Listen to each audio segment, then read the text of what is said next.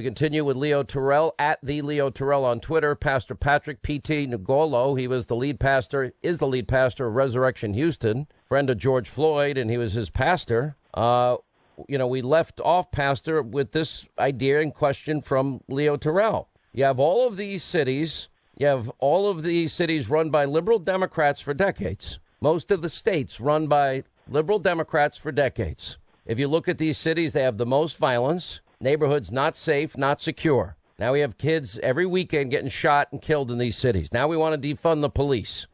Not me, some people. Now they cut $1 billion, for example, for the NYPD. They're cutting in Los Angeles. They're cutting in every other big city. We see what happened in Minneapolis. They're totally disbanding the police in Minneapolis. Not a good idea. Who are you going to call at midnight when something happens? And I guess the question is what Leo's asking you is from the political side.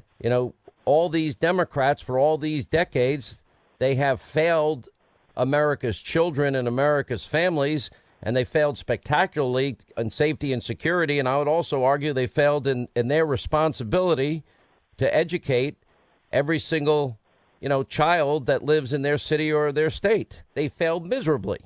So, great question. Spawned by this.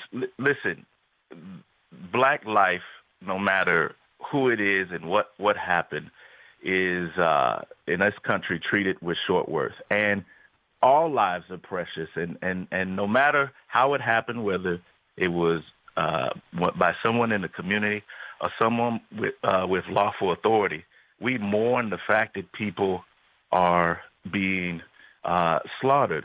And so, but I also want to point out that this thing shouldn't be an either-or conversation. Hey, look at Chicago, look at Atlanta, and the violence is there. Or, hey, people are using they're using their authority unlawfully against black and brown citizens. I think you can have a both-and conversation. And I think it's perfectly legitimate to say there are failures in both issues, and that we as a country and, literally as a community have probably failed in both areas. And so how do we both hold people who have authority accountable and hold those people in our community who are supposed to be helping bring down the violence, holding them accountable as well? I think there's blame enough to go around, and I think there's work to be done on both ends, and we don't have to pick either or. We can do both ends. Leo? Well, let me just say this, Pastor. Pastor, I've got 25 years invested as a civil rights attorney, working in Democratic City, fighting against police misconduct. And I'm sitting here telling you right now, 25 years invested, big cases like the George Floyd case. And I'm telling you, this Democratic experience in these big cities has failed because they're arguing an issue that does not exist, systematic discrimination. What I'm telling you is very simple. They're not addressing the issue of school choice, supporting the police. They're allowing these things to happen in their own backyard, and they're trying to blame somebody else, a boogeyman. This is not 1960. It's 2020. We got blacks and browns in power, position of leadership in these Democratic cities, and they have failed. And every week, Pastor, you would know this, in these big major cities, city like Los Angeles, which I live in, they're not supporting the police. They're allowing people of color, of all colors, to die in the streets, and they want to blame other people for the problems that they are in control of. And if we're going to do something, it's very simple. We got to support the police, we got to support our schools, and we got to do something. This is coming from a person who has 25 years of civil rights time invested in this country. But I see the light, and I know we got to do something other than what the Democrats have been doing for the last 2 or 3 decades. So, Leo, I have a question for you. Sure, Pastor. What do you believe happened to George Floyd? George, let me be very clear about that. By the way, everybody feels this way, Leo. I mean, this is universal condemnation. Well, yeah. But go ahead. But George I want to know what Leo thinks. Oh, no question about it. It's very simple. George Floyd was murdered by a rogue officer, and 3 other officers looked the other way and didn't take corrective action. There is no question about that.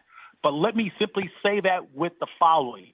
98% of officers are the ones that protect you and I, Pastor, and Sean Hannity throughout the night. And what those horrible officers did should not be a reflection on 98% of the officers and should not call for the defunding of police. So I would agree with you. You agree? Thank you.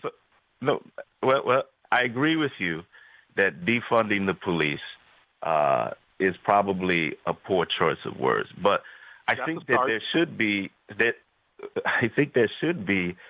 some thought about reallocation. I mean, every year, my wife and I, we think about how we're going to spend our money depending on what our goals and what we want to do. I think in places like Atlanta, particularly with the young man that was slaughtered there, I mean, it's a DUI. What about social workers being sent out instead of police officers? I mean, let me not to say that we're not saying.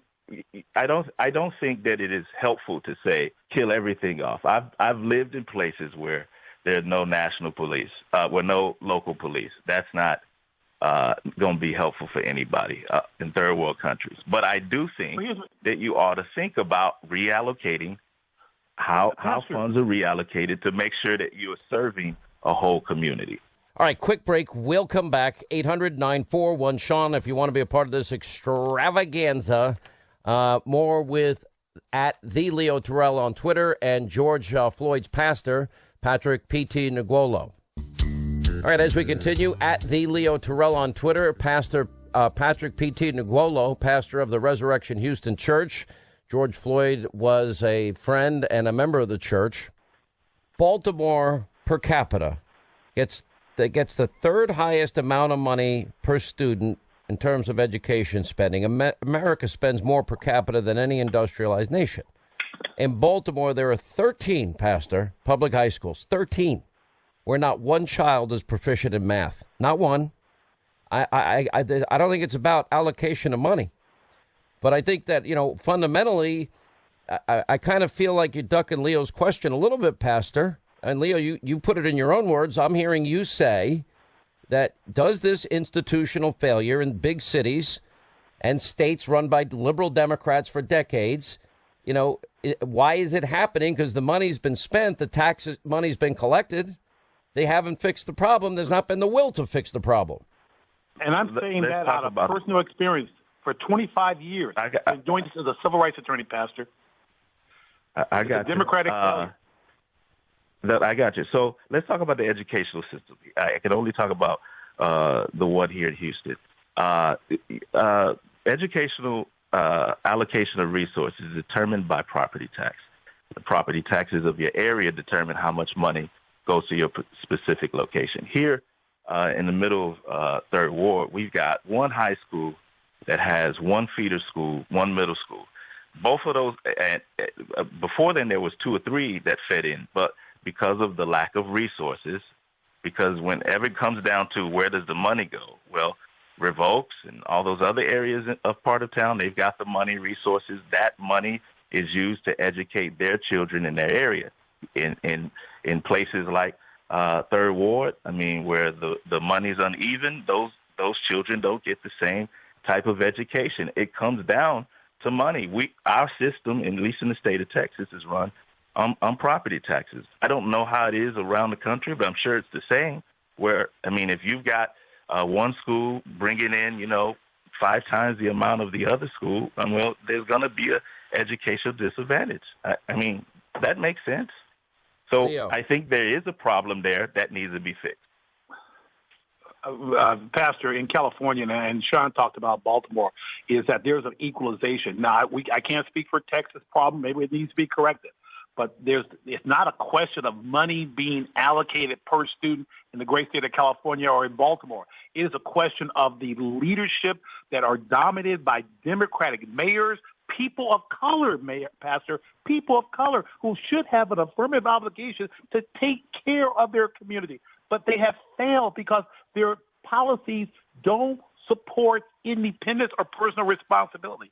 It supports dependency. And what happens? You have what you're going on right now, total chaos. Remember, it's not 1960. It's 2020. people of color are running these big-time Democratic cities, Mayor. Pastor, can you just acknowledge that simple truth? I'm acknowledging that there's failure in the system. I'm a lawyer for 15 years. I've been working in neighborhoods like George Floyd's for the last 15 years. I literally have dedicated my ministry to an area like so. When I'm talking about these issues, I know I come off as a humble preacher, but listen, these systemic issues are issues that not have just. I mean, we haven't. I mean, yes, is it better than it was in 1960? Yes, but we still have a way to go. You look at that issue with George Floyd, and listen, now I'll go ahead and come out all the way out the woods.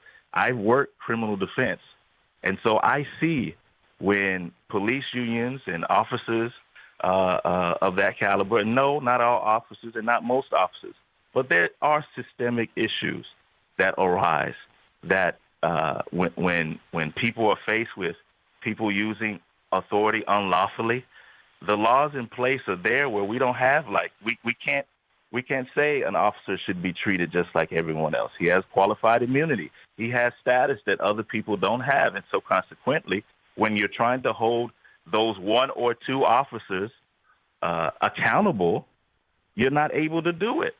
And so then that's when people say, well, wait, there is a systemic issue. Well, look, Pastor, we had a great senator named Tim Scott put forward a justice reform bill, the beginning of a good start. Guess what? Because of politics, two black Democratic senators, let me mention their names, Cory Booker and Kamala Harris, they killed the bill before it got on the floor. This is what I'm talking about. You got people on the left playing politics with the lives of people of color and Americans in general. There was no reason why that bill should not have had a full-fledged debate on the Senate floor, but it was killed by Democrats, Booker and Harris. Tell me if that's not true. Please, tell me if I'm not wrong. So wait, before you paint me in the box, I want you to understand this. I'm neither a Republican or a Democrat. I'm a theocrat. I'm an advocate for Jesus' rule on earth. So that means that you speak truth to power, whether it's a Republican president or a Democratic senator.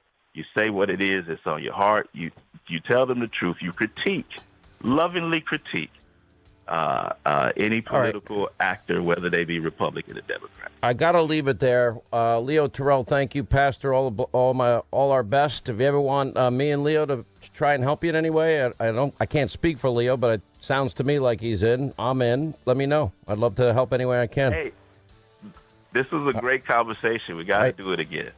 Thank you both. 800-941-SEAN. You want to be a part of the program. One picture tells the story here tonight.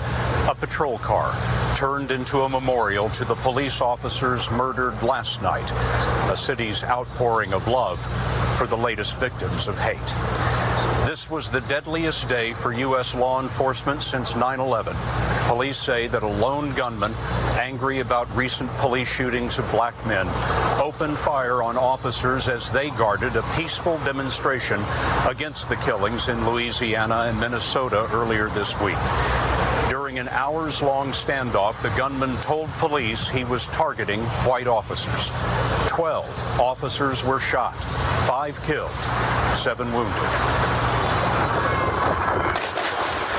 Cell phone video captured the moment that an officer ran toward the gunman and engaged him in a firefight. He's down. Seconds later, the officer was hit and the gunman fled. The shooting started at about 8:45 p.m. Central Time, just as the peaceful protest was ending.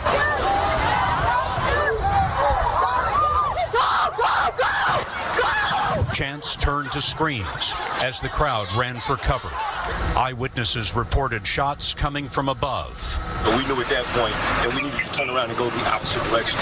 And so kind of natural instinct kicked in, and we started telling people go back that way. Out here, we got a guy with a long rifle. We don't know where the hell he's at. We got one more shooter out here. We got an open window on the side of Lamar. We got rifles hanging out. Throughout the shooting, the gunman continued to target police. In the chaos, officers ran to the aid of fallen colleagues. The suspect then fled to a nearby college where the police say he shot through windows and doors to gain access and eventually holed up on the second floor of this campus building. It was there that police attempted to negotiate with 25-year-old Micah Xavier Johnson, an Army veteran of the Afghan War.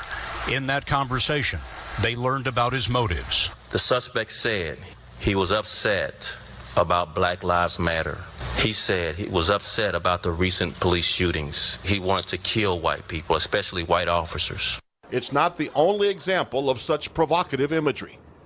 A Facebook post one day before the Dallas attack showed a cartoon image of someone appearing to be an ISIS fighter killing a police officer.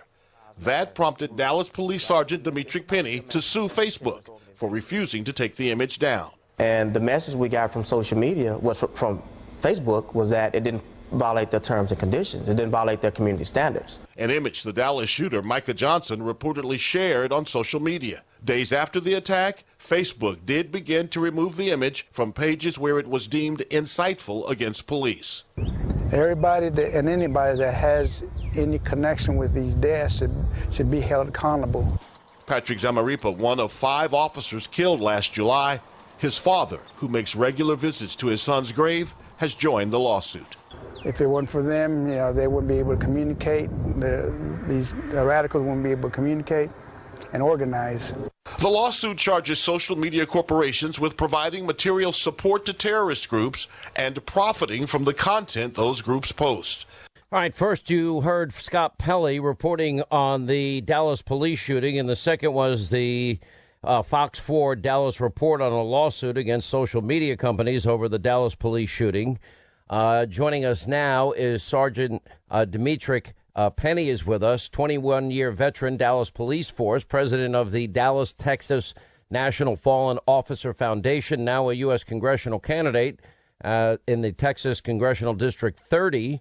Outrage now, over 1,000 police officers around the country have been injured. Rocks, bricks, bottles, Molotov cocktails, knives, guns, tasers, you name it. It's all being used against them. Police precincts burnt to the ground. Police precinct in Seattle taken over for weeks on end in the Summer of Love zone. And, you look back at these attacks on the police 4 years ago in Dallas. Remember, one of the officers paid, the price of his life is remembered by his father, who joins us on the show. We have with us right now, Rick Zamaripa is with us, and he lost his son, Patrick, a Navy vet, member of the Dallas Police Force that day. Now, Patrick Zamaripa was 32, one of 5 officers shot and killed by that crazed gunman that last week in Dallas, Texas. Thank you for joining us. I'm so sorry, first of all, for your loss, your family, and all these officers. Now we have, I think 6 to 8 dead, some permanently injured, 1,000 hit in the face with bricks, rocks, and other items. And now we're talking about defunding the police. I don't know how you ever recover, Rick, when you lose your son.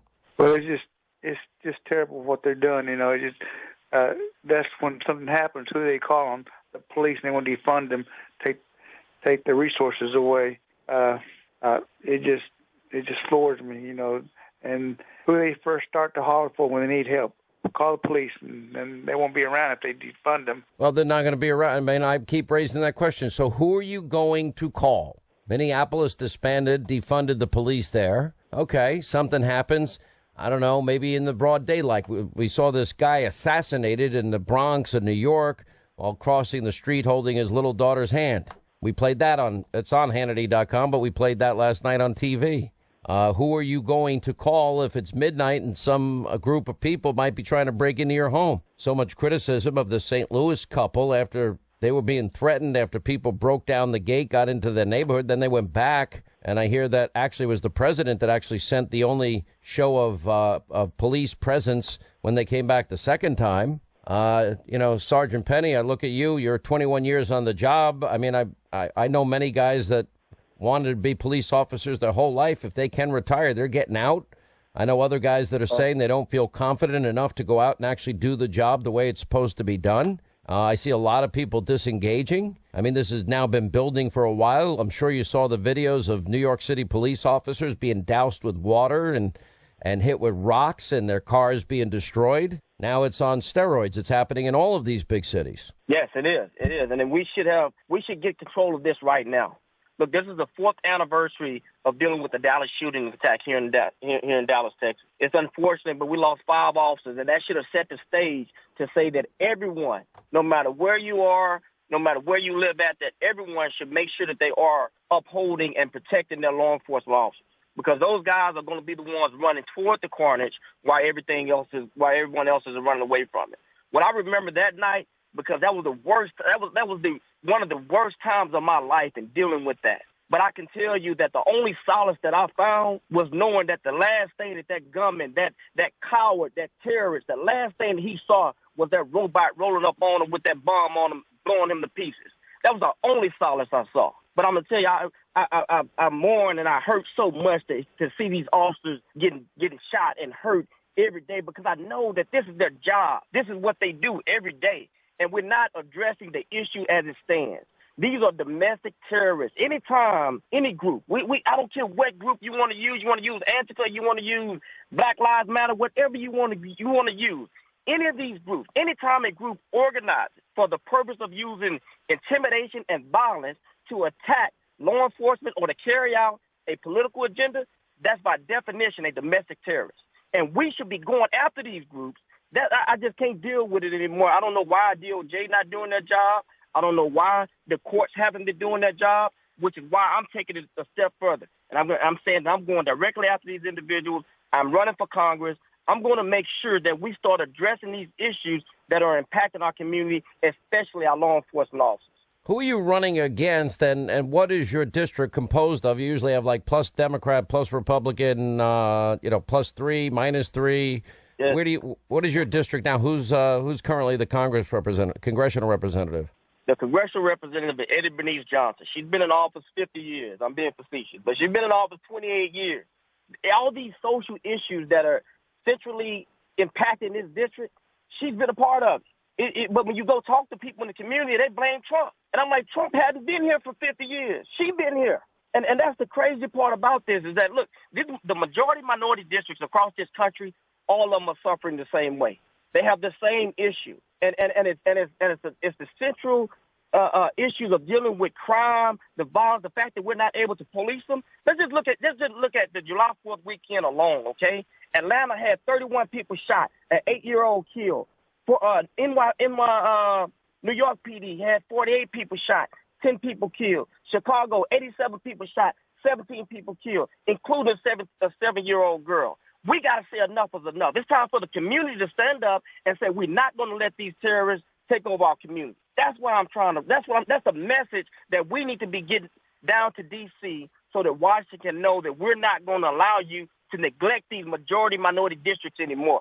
We're not going to allow you to do it because I don't know our kids to die. I mean, I keep going over the statistics. Sometimes I feel like a broken record here, but it's not the same. It's not the same track I'm playing. Because every week it's a set of new statistics.